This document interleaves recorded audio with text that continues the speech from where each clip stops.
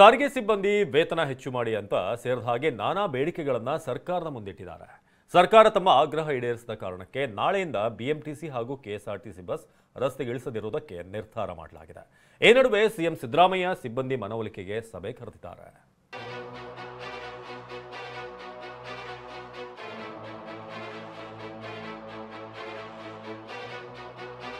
ನಾಳೆ ಬೆಂಗಳೂರಿನಲ್ಲಿ ಬಿಎಂಟಿಸಿ ಬಸ್ಗಳು ರಸ್ತೆಗೆ ಇಳಿಯೋದಿಲ್ವಾ? ಕರ್ನಾಟಕದ ಹಾಸ್ಪಿಟಾಲಿಟಿ ಕ್ಷೇತ್ರದಲ್ಲಿ ಜಾಗತಿಕ ವೃತ್ತಿಯ ಕನಸು ಇದೆಯಾ? ಜಾಗತಿಕ ಅಧ್ಯಯನ ಉದ್ಯೋಗ ಅವಕಾಶಗಳೊಂದಿಗೆ ಭಾರತದ ನಂಬರ್ 1 IIHM ನಲ್ಲಿ ಓದಿ. ಪ್ರವೇಶ ಆರಂಭವಾಗಿದೆ, ಈಗಲೇ ಸೇರಿ. ನಾಳೆ ಕೆಎಸ್ಆರ್ಟಿಸಿ ಬಸ್ಗಳ ಓಡಾಟ ಸ್ತಬ್ಧವಾಗಲಿದೆಯಾ? ಊರಿಂದ ಊರಿಗೆ ಹೋಗುವ ಪ್ರಯಾಣಿಕರಿಗೆ, ದಿನನಿತ್ಯ ಕೆಲಸ ಕಾರ್ಯಗಳಿಗೆ ತೆರಳಲು ಸಾರಿಗೆ ಬಸ್ಸನ್ನೇ ನಂಬಿಕೊಂಡವರಿಗೆ, ಶಾಲೆ ಕಾಲೇಜ್ಗೆ ಹೋಗುವ ವಿದ್ಯಾರ್ಥಿಗಳಿಗೆ ನಾಳೆ ಬಸ್ ಬಂದ್ ಬಿಸಿ ತಟ್ಟಲಿದೆಯಾ? ಇಂತಹ ಆತಂಕ ಪ್ರಶ್ನೆಗಳು ಇದೀಗ ಸಾಮಾನ್ಯ ಜನರಲ್ಲೇ ಮೂಡಿವೆ. ವೇತನ ಹೆಚ್ಚಳ ಸೇರಿ ಹಲವು ಬೇಡಿಕೆಗಳ ಈಡೇರಿಕೆಗೆ ಪಟ್ಟು. ನಾಳೆಯಿಂದ ಬಿಎಂಟಿಸಿ ಕೆಎಸ್ಆರ್ಟಿಸಿ ಬಸ್ ಓಡಾಟ ಬಂದ್ ಸಾಧ್ಯತೆ. ವೇತನ ಪರಿಷ್ಕರಣೆ, 20 ತಿಂಗಳ ಹಿಂಬಾಕಿ ವೇತನ ಬಿಡುಗಡೆ ಸೇರಿ ಹಲವು ಬೇಡಿಕೆಗಳ ಈಡೇರಿಕೆಗೆ ಬಿಎಂಟಿಸಿ ಕೆಎಸ್ಆರ್ಟಿಸಿ ಸಾರಿಗೆ ನೌಕರರು ಪಟ್ಟು ಹಿಡಿದಿದ್ದಾರೆ. ಸರ್ಕಾರಕ್ಕೆ ಗಡುವಿನ ಮೇಲೆ ಗಡುವು ಕೊಟ್ಟರೂ ಬೇಡಿಕೆ ಈಡೇರಿಸಿಲ್ಲ. ಹೀಗಾಗಿ ನಾಳೆಯಿಂದ ಬಸ್ ಸಂಚಾರ ಸ್ಥಗಿತಗೊಳಿಸಿ ಅನಿರ್ದಿಷ್ಟಾವಧಿ ಮುಷ್ಕರಕ್ಕೆ ಮುಂದಾಗಿದ್ದಾರೆ.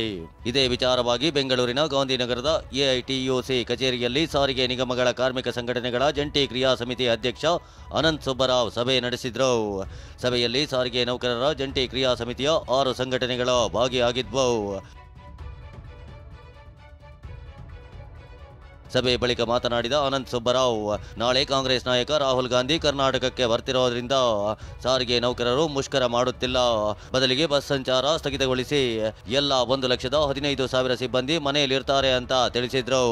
ಕೂಡಲೇ ಸರ್ಕಾರ 38 ತಿಂಗಳ ಅರಿಯರ್ಸ್ ಕೊಡಬೇಕು. ಶಕ್ತಿ ಯೋಜನೆಯನ್ನ ನಾವು ಯಶಸ್ವಿಯಾಗಿ ನಿರ್ವಹಿಸುತ್ತಿದ್ದೇವೆ. ಆದರೆ ಸಾರಿಗೆ ಸಿಬ್ಬಂದಿಗೆ ಸಿದ್ದರಾಮಯ್ಯ ಸರ್ಕಾರ ವಿಶ್ವಾಸ ದ್ರೋಹ ಮಾಡಿದೆ ಅಂತ ಅನಂತ್ ಸುಬ್ಬರಾವ್ ಕಿಡಿಕಾರಿದ್ರು.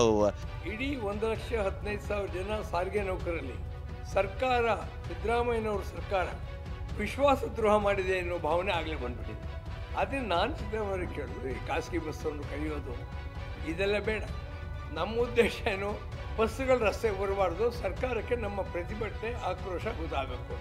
ಅದರಿಂದ ನಾವೇನು ಹೇಳ್ತಾ ಇದ್ದೀವಿ, ಎಲ್ಲ ಮನೇಲಿರಪ್ಪ, ನೀವು ಕ್ಷಣಕ್ಕೂ ನೀವು ರಿಪೋರ್ಟ್ ಕೊಡ್ತೀರಾ, ನೀವು ಮುಂದೆ ಕೂತ್ಕೊಳ್ಳಿ, ಮನೇಲಿ ಊಟ ಮಾಡ್ಕೊಂಡು ಅಂತ ನಾವು ಹೇಳ್ತಾ ಇದ್ದೀವಿ. ಉಪಯೋಗಿಸ್ತೀನಿ ಅನಿಸೋದು, ಸ್ಟ್ರೈಕ್ ಬ್ಯಾನ್ ಮಾಡಿಸ್ತೀವಿ ಅನ್ನೋದು, ಸ್ಟ್ರೈಕ್ ಮಾಡಿದರೆ ಸಂಬಳ ಕೊಡೋಲ್ಲ. ಅಲ್ಲ ರೀ, 38 ತಿಂಗಳು ನಾವು ಕೆಲಸ ಮಾಡಿರೋದಕ್ಕೆ ಬ್ಯಾಕ್ವೇಜ್ ನೀವು ಕೊಡ್ತಿಲ್ಲ, ದುಡ್ಡಿಲ್ಲ, ಕೊಟ್ಟಿಲ್ಲ. ಇನ್ನು ನಾವು ಸ್ಟ್ರೈಕ್ ಮಾಡಿದ್ರೆ ನೀವು ಸಂಬಳ ಕೇಳ್ತೀವ? ಸಾರಿಗೆ ನೌಕರರ ಮನವೊಲಿಕೆ ಯತ್ನ, ಇಂದು ಸಿಎಂ ಸಭೆ. ಸಾರಿಗೆ ನೌಕರರ ಮುಷ್ಕರ ಪ್ಲಾನ್ ಸರ್ಕಾರಕ್ಕೆ ಟೆನ್ಷನ್ ತಂದಿಟ್ಟಿದೆ. ಸಿಎಂ ಸಿದ್ದರಾಮಯ್ಯ ವಿಧಾನಸೌಧದಲ್ಲಿಂದು ಸಾರಿಗೆ ನಿಗಮಗಳ ನೌಕರರ ಸಂಘಟನೆಗಳ ಪದಾಧಿಕಾರಿಗಳೊಂದಿಗೆ ಮಹತ್ವದ ಸಭೆ ಕರೆದಿದ್ದಾರೆ. ಸಾರಿಗೆ ಸಚಿವ ರಾಮಲಿಂಗಾರೆಡ್ಡಿ ಕೂಡ ಸಭೆಯಲ್ಲಿ ಭಾಗಿಯಾಗಲಿದ್ದು ಮುಷ್ಕರ ಕೈಬಿಡುವಂತೆ ಸಂಧಾನಕ್ಕೆ ಪ್ರಯತ್ನ ನಡೆಸಲಿದ್ದಾರೆ. ಸಾರಿಗೆ ನೌಕರರ ಮುಷ್ಕರದ ಆತಂಕ, ಪರ್ಯಾಯ ವ್ಯವಸ್ಥೆಗೆ ಸರ್ಕಾರ ಕಸರತ್ತು. ನಾಳೆಯಿಂದ ಬಿಎಂಟಿಸಿ ಕೆಎಸ್ಆರ್ಟಿಸಿ ನೌಕರರ ಮುಷ್ಕರ ಎಚ್ಚರಿಕೆ ಹಿನ್ನೆಲೆಯಲ್ಲಿ ಮುನ್ನೆಚ್ಚರಿಕೆಯಾಗಿ ಸರ್ಕಾರ ಪರ್ಯಾಯ ವ್ಯವಸ್ಥೆಗೆ ಮುಂದಾಗಿದೆ. ಬೆಂಗಳೂರು ದಕ್ಷಿಣ ಜಿಲ್ಲೆಯಲ್ಲಿ ಅಧಿಕಾರಿಗಳು, ಖಾಸಗಿ ಬಸ್, ಆಟೋ ಚಾಲಕರ ಜೊತೆ ಆರ್ಟಿಒ, ಕೆಎಸ್ಆರ್ಟಿಸಿ ಅಧಿಕಾರಿಗಳ ಸಭೆ ನಡೆಸಿದ್ದು, ಸರ್ಕಾರಿ ಬಸ್ ಸ್ತಬ್ಧವಾದರೆ ಖಾಸಗಿ ವಾಹನ ಬಳಕೆಗೆ ಸಿದ್ಧತೆ ನಡೆಸಲಾಗಿದೆ.